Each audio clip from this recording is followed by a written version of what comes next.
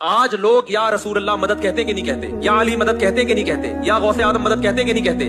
تو یہ خدا کے علاوہ آپ پکار رہے ہو کسی اور کو, اور کسی پکار کہتے ہیں. بھائی یہی کام تو وہ لوگ کرتے تھے, وہ بتوں پہ اعتکاف کر کے بیٹھتے تھے, آپ قبروں پہ بیٹھ گئے ہو جا کے. وہ بتوں کا طواف کرتے تھے, آپ قبروں کا طواف کر رہے ہو. وہ بتوں کو سجدہ کرتے تھے, آپ ان کی قبروں پہ سجدہ. بت کو کیا جائے یا بزرگ کی مورتی کو کیا جائے یا بزرگ کی قبر کو کیا جائے, دونوں سجدوں میں کوئی فرق نہیں ہے. ہمیں آپ بول دیا کرو بھائی وہابڑے, دیوبندڑے, پتہ نہیں کیا کیا, گستاخ رسول. کوئی گورنمنٹ کی طرف سے کوئی پابندی نہیں ہے. آپ نے اپنی قبر میں جانا ہے اور ہم نے اپنی قبر. کل اللہ ہم سے قبر میں پوچھے گا کہ تم نے وہ توحید جو قرآن میں ہے لوگوں کے سامنے بیان کی تھی کہ نہیں کی تھی, ممبر پہ حق ادا کیا تھا کہ وَمَن يَدْعُ مَعَ اللَّهِ إِلَٰهًا آخر, جو اللہ کے سوا کسی کو پکارتا ہے اللہ نے اس سے حساب و کتاب لینا ہے, اس کو نہیں چھوڑے گا اللہ. تو کیا تم نے ممبر پہ لوگوں کو بتایا تھا کہ صرف یا اللہ مدد کا نعرہ لگے گا, یا رسول اللہ مدد, یا علی مدد, یا غوث آدم مدد, یا حسین مدد نہیں لگے گا؟